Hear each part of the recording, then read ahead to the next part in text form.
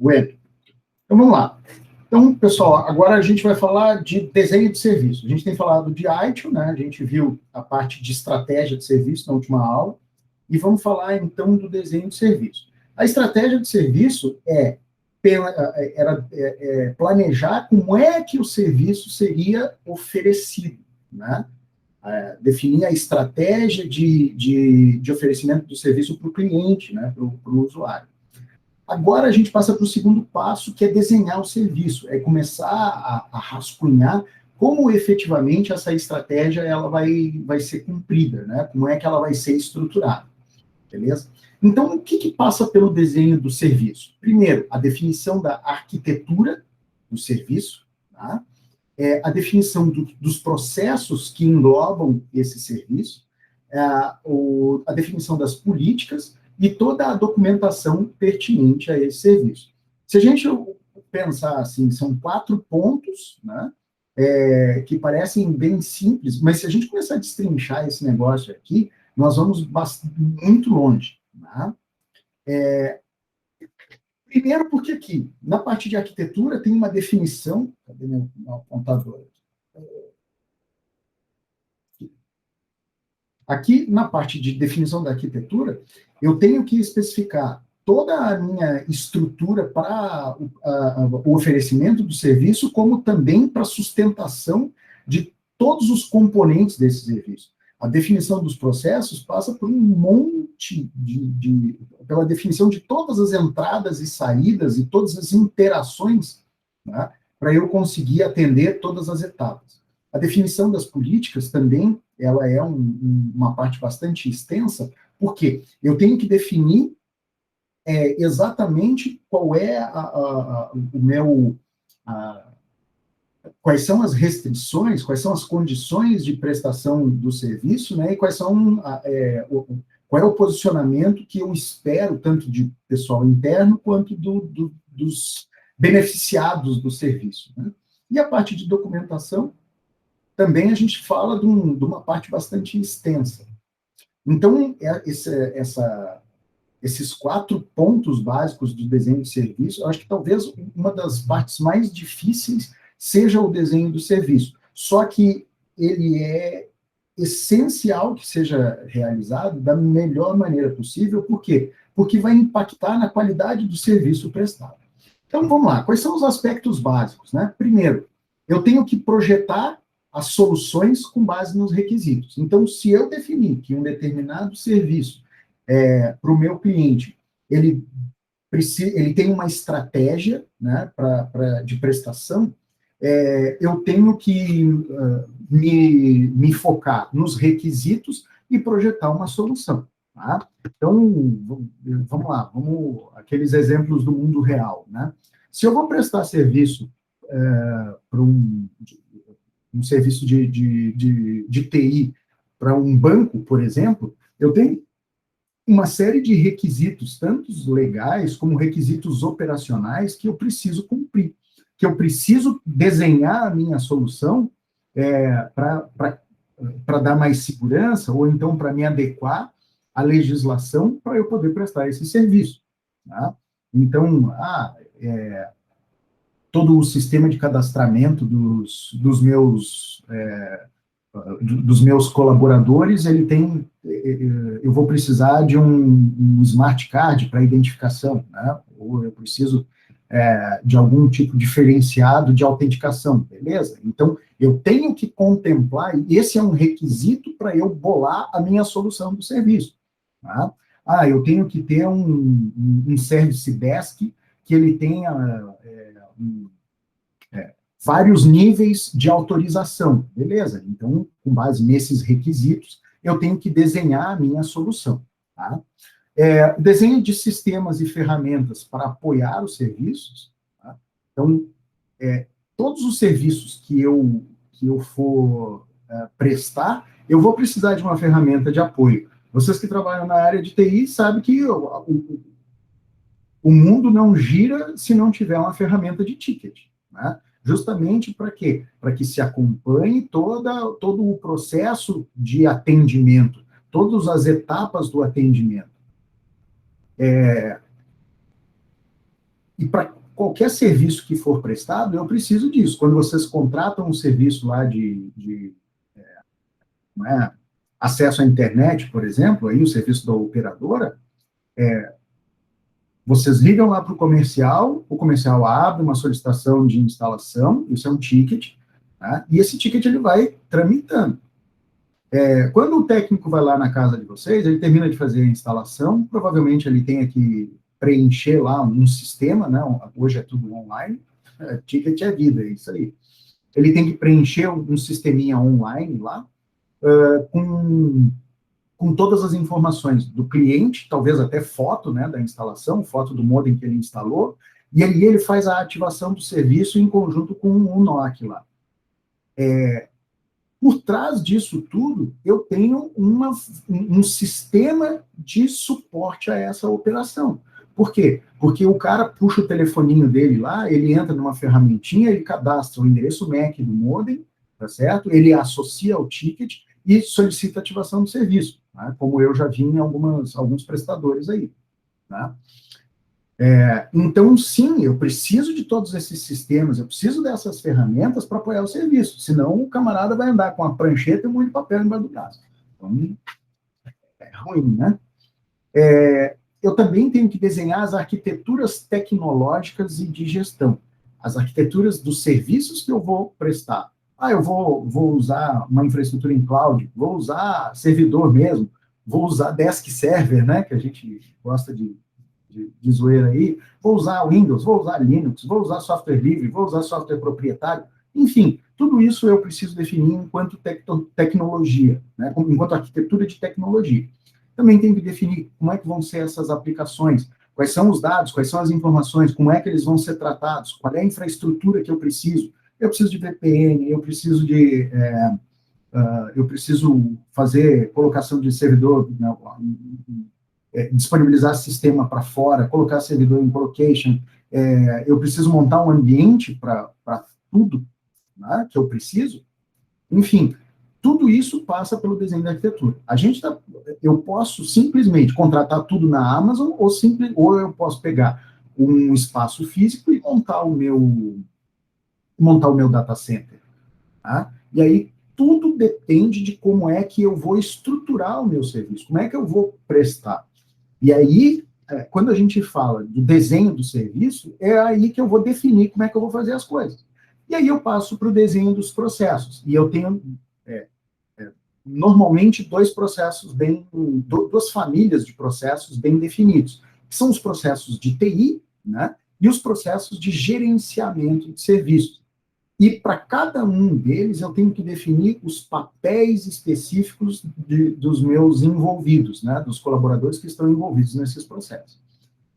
E, por último, eu tenho que também estabelecer as métricas e métodos de medição. Tá? Passa por definição de SLA, eu tenho também que contabilizar, de alguma maneira, o meu serviço, até para que eu possa cobrar. Quantos tickets eu atendo? Qual é o nível de complexidade dos tickets? Qual é o tempo médio de atendimento? Qual é o tempo médio de primeiro atendimento, né? De início de atendimento? Qual é o tempo médio de resolução? Então, tudo isso eu tenho que quantificar, até para que esses elementos eles sejam levados em conta na hora de apresentar a conta, né? E na hora de elaborar o contrato também. Bom, quais são os processos que envolvem o desenho? Primeiro, eu preciso coordenar o desenho, preciso ver quem é que está envolvido, preciso planejar como é que tudo vai ser feito. E aí eu passo para a segunda fase, que é pegar o meu portfólio e começar a definir um catálogo de serviços. Com base no portfólio, eu preciso definir o meu catálogo de serviços. E eu tenho duas famílias de serviços, que são aqueles serviços do negócio. Então, vamos lá, no caso do banco lá, né? Eu preciso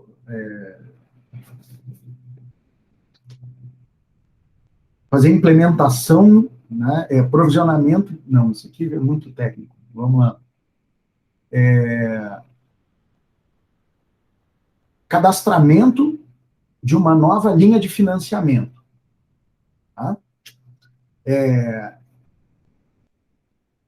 Eu preciso desenhar isso no meu sistema de gestão. Tá? E aí quem vai fazer isso é um analista de negócio barra analista de sistema. Tá? Então, é um cara que está no meio do campo entre o negócio e a TI.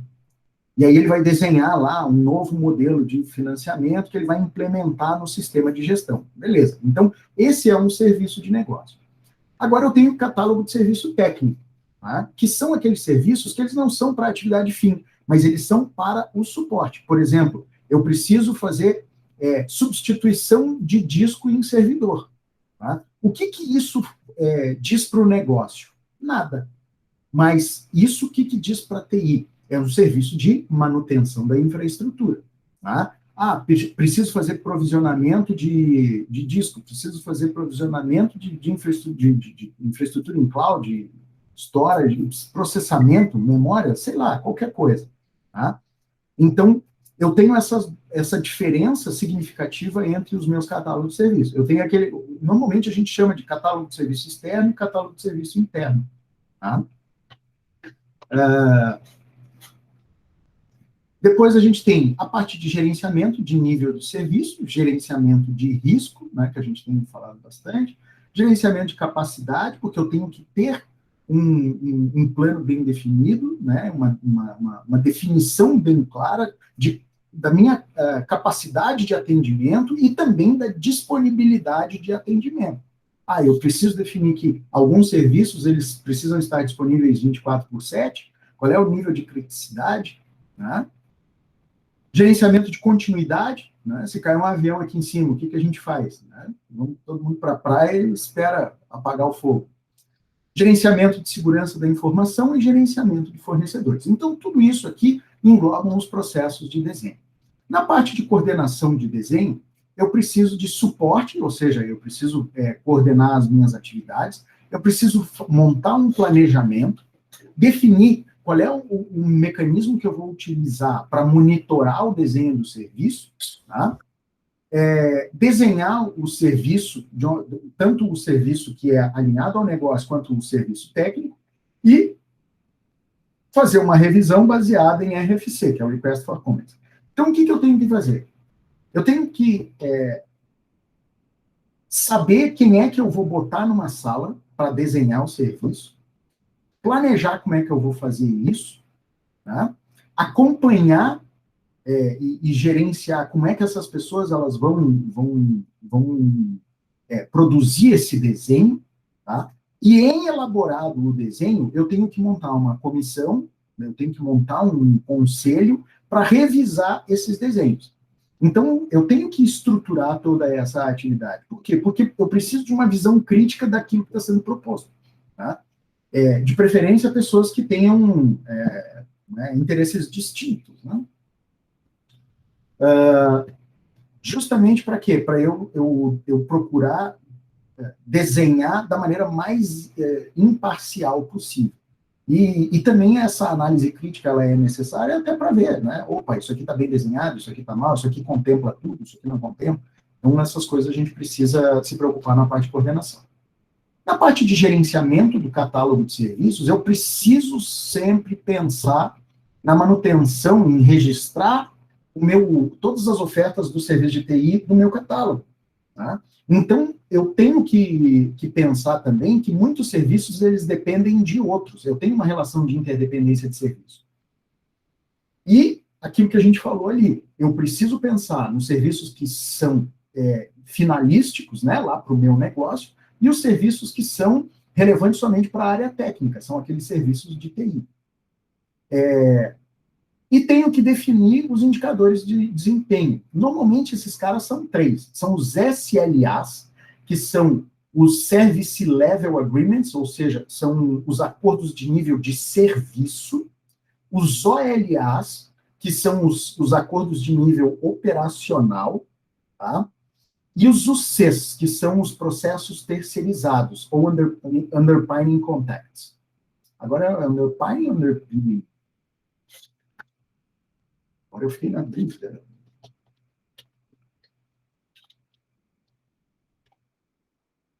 descobriremos.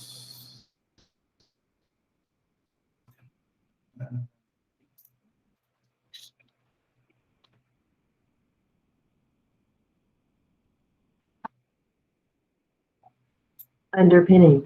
Underpinning. Underpinning. Entendeu? Nada que o Google Translate não nos ajude. Então, são os underpinning contracts, né? Não é contracts. São aqueles contratos de suporte. Tá? Underpinning são suporte, apoio. Gerenciamento do nível de serviço, né? Eu preciso garantir que os processos e produtos sejam capazes de entregar os parâmetros estabelecidos. Então, a partir do momento que eu defini no catálogo de serviço, né, esses indicadores de desempenho, eu tenho que trabalhar para que esses indicadores de desempenho eles sejam atingidos. E aí eu vou usar um negócio chamado de SLM, que é o Service Level Management Framework. Tá? Eu vou definir quais são os serviços que são cobertos por SLA, os serviços que são cobertos por LA ou C, quais são os SLAs monitorados, SLA sob revisão.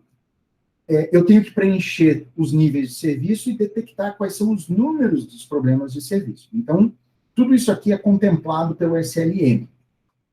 Tenho que identificar os requisitos, né, e monitorar isso aqui. Eu tenho sempre que fazer um acompanhamento. Normalmente, ferramenta de ticket, tá? Vocês têm como fazer um levantamento do tempo de atendimento. Pega lá, todos os tickets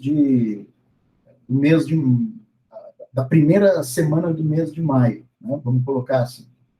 Deixa eu ver, isso dá do dia...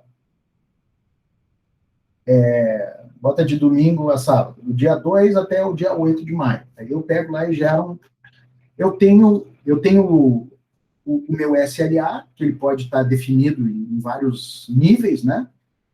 Por exemplo, nós temos... Lá, por exemplo, a gente tem três níveis de SLA, né?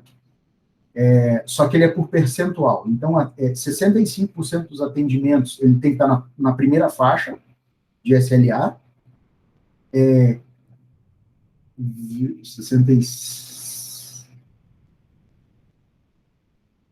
65, 20% na faixa 2 e 10 na faixa 3. Né? Vamos dizer, se o meu tempo de atendimento é 8 horas, né? 65% dos atendimentos eles têm que ser realizados em até 4 horas, até 50% do tempo.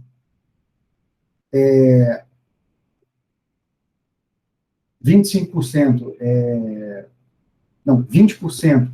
em até 6 horas e 10% em até 8 horas. E eu tenho 5% de tickets que é a tolerância, que são aqueles tickets que às vezes viram um problemão, né? Tickets que eu não consigo de maneira nenhuma atender dentro do tempo. Por quê?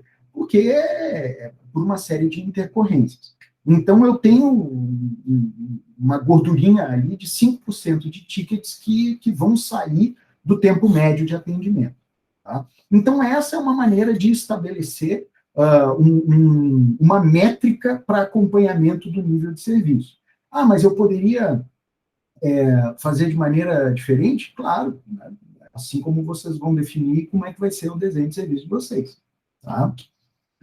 Beleza. Na parte de gerenciamento de risco, eu tenho que levantar o valor de cada um dos ativos entregues, né? E aí a gente está falando de serviços, e os riscos relacionados. Vamos lá. Quando eu vou entregar um determinado serviço, o cara está me contratando, vamos lá, o serviço de backup, né? Qual é o valor desse cara? Eu estava dando uma pesquisada a respeito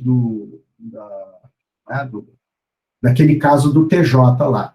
A gente ventilou aqui alguns diz que me diz, né? E aí, no final das contas, eles tinham algum backup das coisas, né? Backups que talvez demorem um pouco para serem restaurados.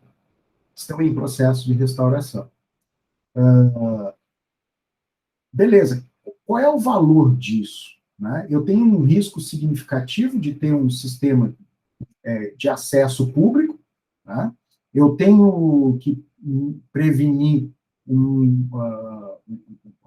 quais são as possíveis intercorrências que eu vou ter, e eu preciso gerenciar esse risco. Qual é a importância de cada um desses serviços, desses ativos? Tá? Então, ao serviço de backup, ele é crítico. Eu preciso que esse serviço ele tenha uma estrutura mais, não é,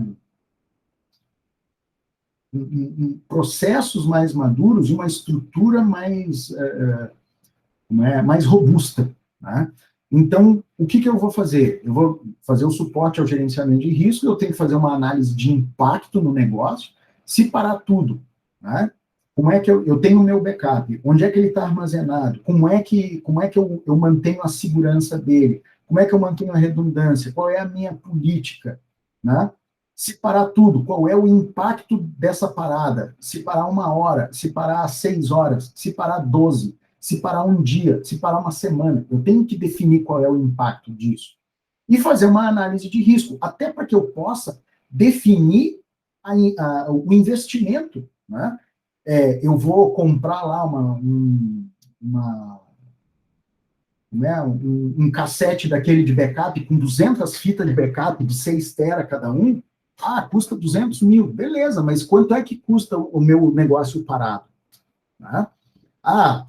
Se eu fizer um backup por semana lá num HD externo e levar para casa, está de boa. Beleza. Então, se a minha empresa parar uma semana, o impacto é meia boca, entendeu? Vou perder alguma coisa, eu tenho um impacto leve, e aí eu vou definir o quanto eu vou investir de acordo com essa análise de risco. E aí eu vou levantar os riscos, né? Vou fazer a mitigação e vou fazer o monitoramento. Como é que eu mitigo os riscos? Eu tenho que ter um plano de ação. Vou terceirizar isso, aquele caso de contratação de seguro, né? Vou contratar uma empresa para gerenciar isso, eu vou mesmo gerenciar, e aí vou tomar uma série de ações, vou ter um plano de ação e um plano de investimento para isso. E o monitoramento, né, que é o acompanhamento dessas situações imprevistas. Não é imprevista, né? Ela é prevista, mas de acontecimento fortuito. Né? Ela pode acontecer, mas não necessariamente ela ocorrerá, a não ser que haja, mas ela é indesejável. Depois a parte de gerenciamento da capacidade, onde eu vou gerenciar a capacidade. O NOC valioso, é isso aí. Gerenciamento de capacidade do negócio, onde eu vou alinhar a minha necessidade de recursos com a necessidade de negócio, para atender todo o meu negócio. Quantas pessoas eu preciso? Qual é a infraestrutura que eu preciso? Né? Eu preciso definir tudo isso. Gerenciar a capacidade de serviço, e aí eu tenho que fazer verificações proativas e reativas. Eu tenho que pensar em medidas e contramedidas para estabelecer os parâmetros de capacidade de TI. Tá? Aí, reforça isso que o Adriano falou aí, o NOC. A partir do momento que eu estou olhando para o meu storage, tá certo? E eu estou vendo que o espaço está acabando, eu preciso... Vamos lá, a verificação ela vai ser proativa ou reativa? Eu vou esperar parar, né, para fazer um investimento, ou eu vou ter um monitoramento que vai ver, 75% da capacidade, eu vou ter que, então, adotar uma expansão. Beleza, eu já tenho um plano de modernização. Porque na minha previsão orçamentária, eu já pensei lá que quando eu chegasse a 70%, eu já ia fazer cotação no mercado, já ia ficar com tudo pronto, para quando chegasse a 75%, eu comprar ou mais disco, ou pensar na substituição do equipamento por um mais robusto. Né? Então, eu tenho que, na parte de gerenciamento de capacidade, planejar tudo isso. Gerenciamento de capacidade do componente, e aí eu tenho que verificar a capacidade de performance individual dos componentes. O que é? É o storage, né? Eu tenho que ter a capacidade de serviço, de uma maneira geral. O serviço armazenamento de arquivos. Aliás, o serviço de armazenamento. Pode ser de arquivo, pode ser de servidor, né? Pode ser de banco de dados, pode ser de qualquer coisa. E aí, depois eu passo para o gerenciamento de capacidade do componente. Né? Então, o meu storage de servidor de arquivos, eu preciso fazer um acompanhamento. As áreas de armazenamento de bases de dados, né? Os meus storages que eu tenho, os meus discos das minhas máquinas virtuais, enfim. E aí a gente vai desdobrando. E eu tenho que ter um acompanhamento cerrado da capacidade, né? Primeiro, eu tenho que ver, eu tenho que planejar, né? O acompanhamento de incidentes de diminuição de capacidade. Então, se eu tenho lá um disco pifado, se eu tenho memória pifada, se eu tenho um blade server lá que parou, né? Se eu tenho um link que caiu, eu tenho que fazer eu tenho que gerenciar o monitoramento disso e pensar na emissão dos relatórios. Eu tenho que planejar como é que eu vou definir a exatitude da capacidade, ou seja, eu tenho que saber exatamente qual é a minha capacidade, ou o mais próximo possível. Tá? Não dá para dizer assim, eu acho que dá. Não, vai dar por causa disso, esses caras consomem tanto de recurso, e aí eu tenho lá uma margem de erro de 5%. Beleza. Tá? Tem que pensar nos ajustes de capacidade, tanto os planejados como os não planejados. Se, de repente, eu preciso redimensionar a minha infraestrutura no susto, né? Porque eu tinha previsto, por exemplo, que o meu storage ia aguentar até o fim do ano, e aí chegamos agora em maio, o troço está estourando. Como é que eu faço? Eu tenho que ter um plano para isso, eu tenho que pensar como eu gerencio isso. Tá? Tempo de resolução, de diminuição da capacidade, como é que eu faço para, quando eu tenho, como é que eu avalio, né, o tempo de resolução ou de solução de contorno quando eu tenho um incidente. Eu tenho que ter também os meus relatórios de reserva. Tá? Então, tudo isso aí eu tenho que ter um monitoramento constante. Né? E também tenho que pensar no percentual de monitoramento da minha capacidade. Consigo monitorar 100% do que eu tenho? Não. Tá? Até porque tem coisas que são difíceis de monitorar, ou elas não têm recurso para isso. Tá? Consigo monitorar 99%? É possível. Tá? Mas, normalmente, a gente trabalha com um valor um pouco menor do que isso. Mas eu tenho que saber qual é o meu percentual de monitoramento da capacidade. E todo mundo tem que estar ciente disso. Tá? Então, toda essa parte de gestão da capacidade, ela é muito importante na parte de desenho. Depois, a parte de gerenciamento de disponibilidade, que é a partir do momento que eu defini qual é a minha capacidade, eu também tenho que pensar na minha disponibilidade. Essas duas coisas andam de mãos dadas. Né? Por quê? Porque eu tenho que assegurar que o serviço ele tenha os recursos necessários para ele conseguir entregar o valor para qual ele foi contratado. Então, eu tenho que desenhar os meus serviços pensando sempre na disponibilidade. Então, eu tenho que desenhar procedimentos que garantam que os recursos estejam sempre à mão para o projeto. Tá? Não adianta eu desenhar Adriano, 99% dos equipamentos tem isso, mas sempre tem aquele 1% vagabundo, né? Aquele que não tem SNMP, né? É um bridge maldito lá, de 1900 e bolinha, um troço construído lá pelo Leonardo da Vinci, que os caras botaram para funcionar, né? Onde não tinha... E outra também, às vezes tem coisa que se usa que você, para monitoramento, né? Que às vezes não tem como controlar. Por exemplo, vou dar um exemplo, né? Como é essas TV monitor, né? Painel. Vocês entram aí no aeroporto tem lá os voos, ou então na rodoviária lá.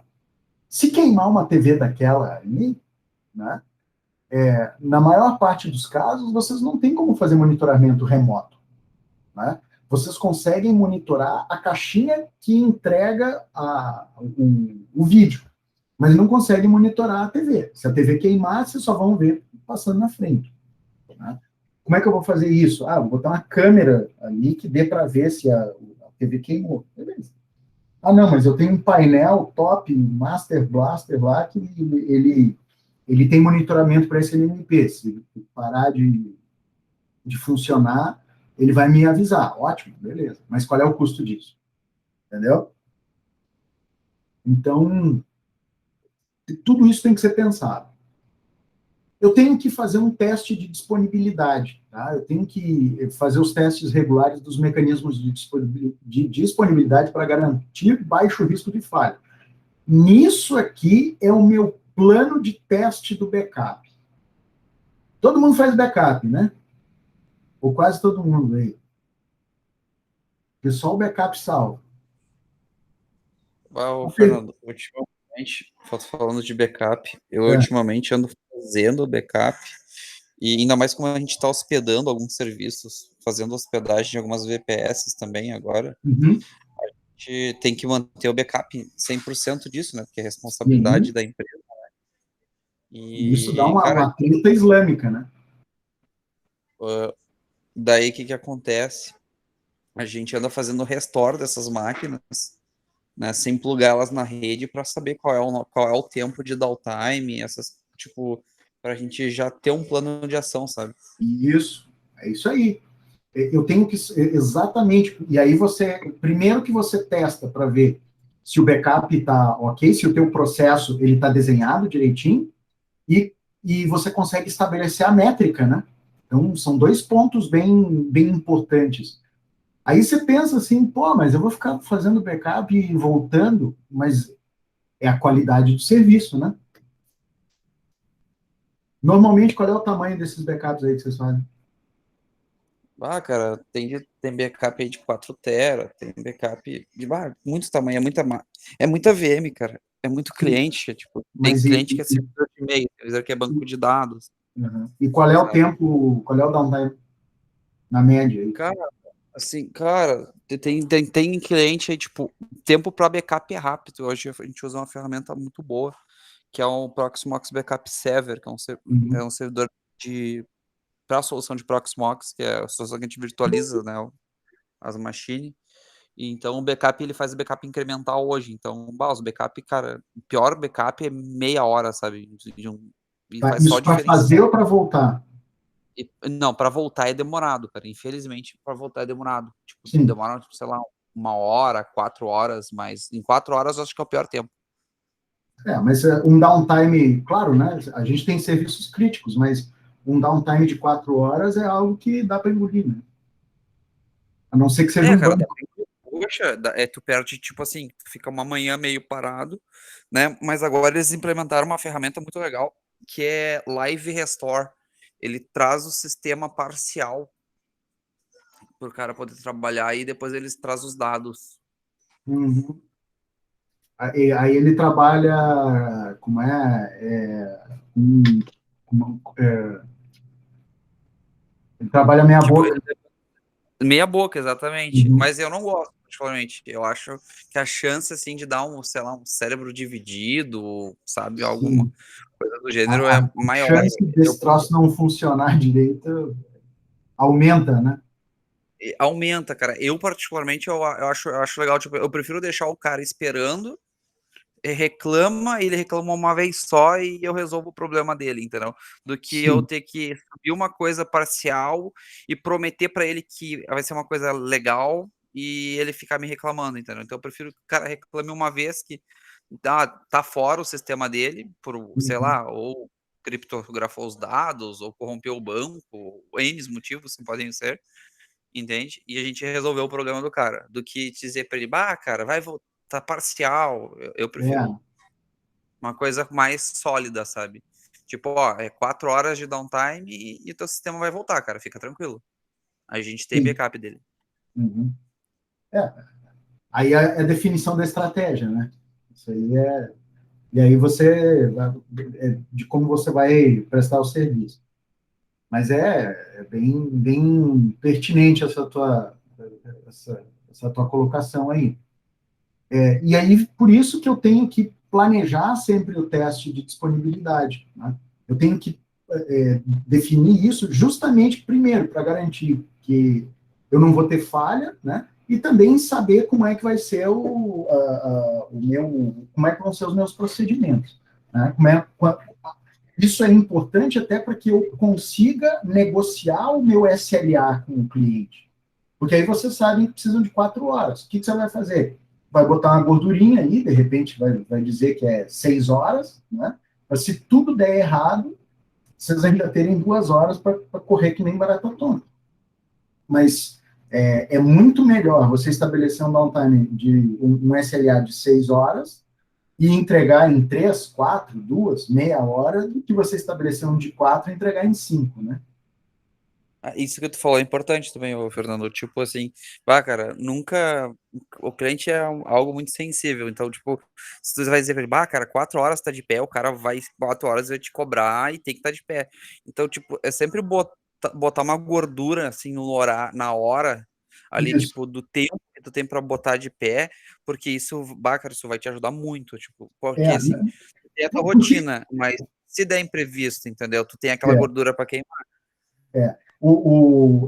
E aí, como você falou, lidar com o cliente é muito delicado, né? Se você estima uma coisa e estoura, ele sempre vai olhar que estourou.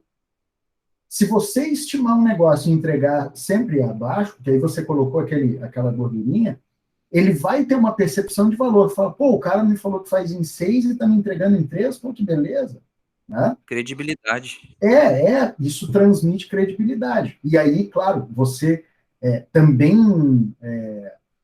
o cliente percebe que você conhece o processo, você está trabalhando com uma margem de segurança justamente para atender ele da melhor maneira possível. Você conhece do que está fazendo. Beleza. Wagner botou ali, ó, já atendi um cliente que nos acionou para restaurar o backup do banco de dados e o backup não era operacional. Nunca testaram, né? Fernando, isso aí foi um caso bem engraçado, isso aí, cara. Porque eu tenho uma empresa de consultoria, né? Eu cuido da parte de redes e tem um rapaz que cuida da parte de Proteus, né? Uhum. E a gente foi atender esse cliente aí, não era nós que fazia o backup, né? Tinha uma empresa que fazia isso, com um software mágico lá, que fazia backup da máquina e de tudo, né? Mas resumindo a história, quando o cara foi tentar subir o backup do Oracle lá, não tava todo ferrado o backup. Deu tela azul. O cliente perdeu, cara, umas 2 semanas de trabalho, assim, porque era uma empresa, um escritório de contabilidade, né? Sim. Então ele fazia alguns processos, arquivava, fazia outros, né? Uhum. Complicado, cara. Aí enquadra tudo que tu falou aí, né? Não, às vezes o cliente vai chiar, porque o backup é que nem seguro, né? Não é um negócio que você percebe o valor até que você precise usar, né? Aí o cara vai dizer assim, tô gastando uma grana aí para comprar um storage, um NAS, ou para fazer todo um procedimento, e aí na hora que o bicho pega, aí o cara vai dar valor, né? Então é complicado, lidar com o cliente é uma... Monitoramento e relatório de disponibilidade, então eu tenho que fazer uma medição constante dos meus componentes de disponibilidade, de processos de gerenciamento de serviço e emitir os boletins de disponibilidade. E eu preciso gerenciar a continuidade do serviço. Eu tenho que ter uma força-tarefa sempre pronta para prevenir e conter desastres. Então, como é que funciona isso? Eu tenho que pensar no suporte à continuidade do serviço, eu tenho que garantir que todo mundo da equipe de TI sabe o que precisa fazer quando cai a casa. Tá? Então, assim, quem que vai ficar responsável quando acontece ali um problema com um determinado equipamento ou com determinados dados? Quem é que vai ser responsável por correr para para olhar para a conectividade. Quem é que vai correr atrás do backup? Quem é que vai tentar levantar o serviço? Então, eu preciso que todo mundo já saiba das suas atribuições. Né? E outra também, eu preciso garantir que toda a informação necessária, ela esteja à mão quando um desastre ocorra. Então, assim, se eu colocar tudo numa wiki, é bom que eu tenha um backup no pendrive, entendeu? Por quê? Se der uma pane geral, eu consigo pegar toda essa documentação que está registrada lá e consigo disponibilizar isso. Eu tenho que ter informação à mão. Vou imprimir, vou dar uma cópia para cada um. Ou então, eu vou mandar por e-mail um monte de PDF com tudo. Beleza, não importa como é que vocês vão definir, mas todo mundo tem que ter as coisas à mão. Eu tenho que desenhar os meus serviços para continuidade. Então, eu tenho que definir os índices mínimos necessários para a continuidade do serviço. Então, se eu tenho lá um servidor que atende 500 clientes, né? E aí dá uma pane generalizada, eu tenho que ter um servicinho que vai atender 50, entendeu? Mas eu não parei, né? Vai ser ruim, vai cair, vai demorar, beleza, mas pelo menos eu continuo prestando o serviço. E eu preciso desenvolver o plano de recuperação. E aí entra naquilo que o Adriano estava trazendo ali. Como é que é o plano de recuperação? Eu faço uma recuperação parcial usando uma ferramenta, ou eu deixo o cara parado e faço a recuperação total? Né? E aí leva um pouco mais de tempo, mas pelo menos eu não gero um ponto de falha. Né? Treinamento e teste de continuidade de serviço. É que nem treinamento de brigadista de incêndio, né? Eu preciso de tempos em tempos fazer os testes para ver se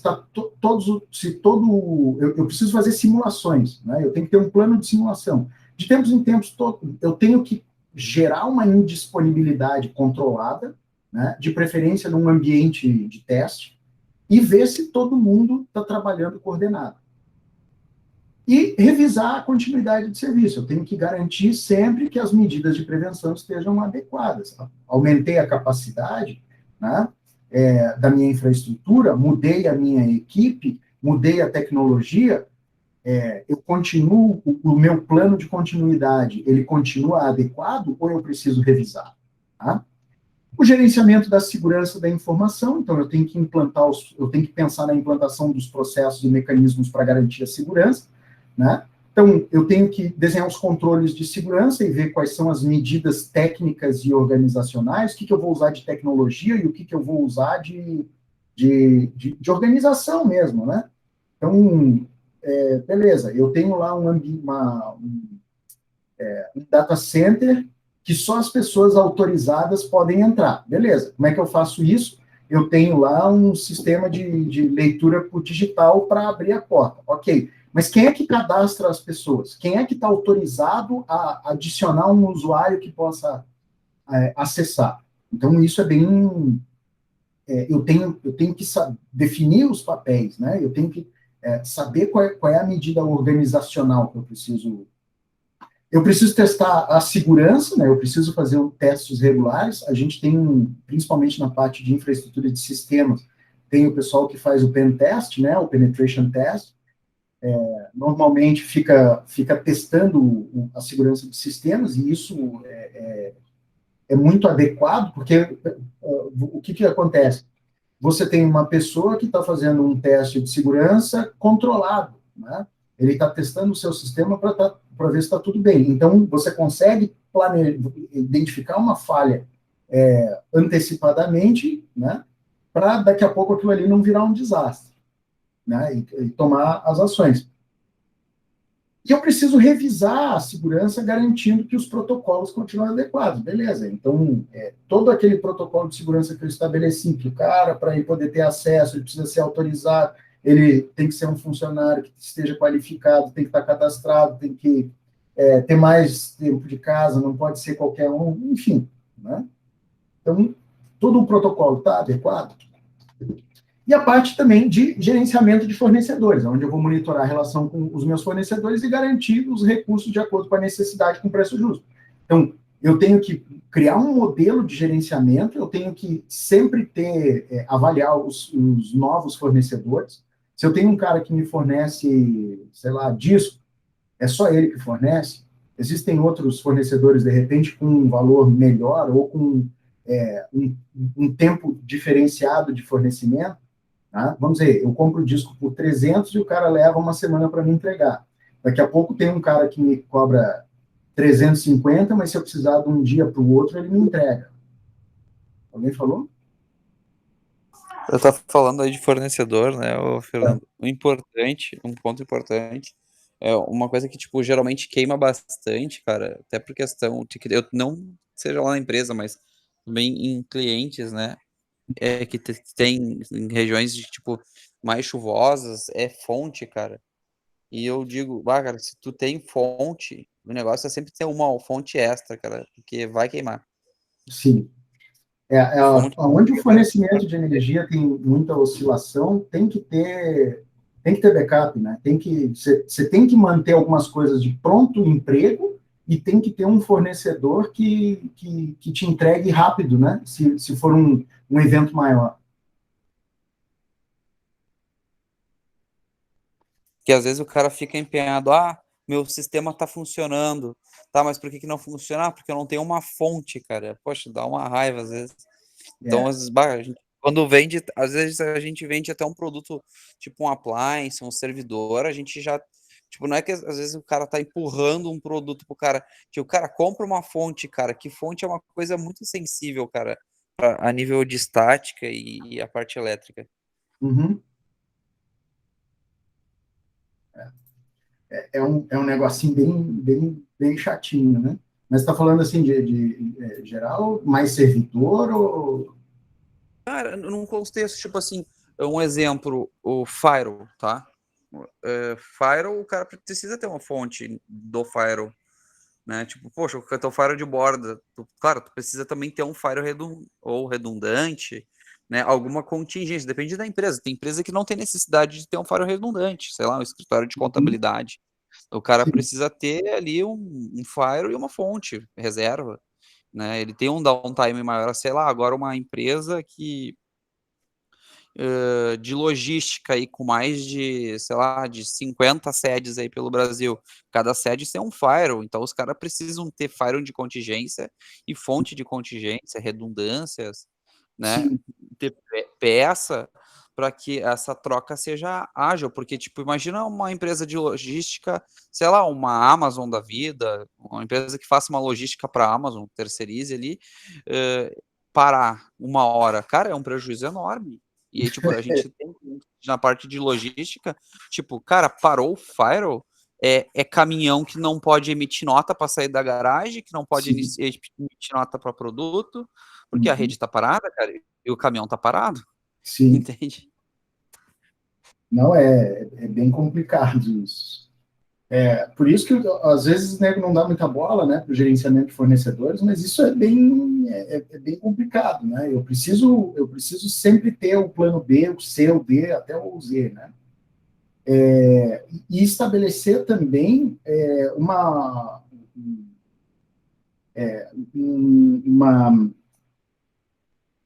um monitoramento de consumo, né? Por exemplo, eu tenho que fazer o processamento de ordens recorrentes. O que eu preciso comprar? Como é que eu faço o processamento de coisas que eu compro? Que eu compro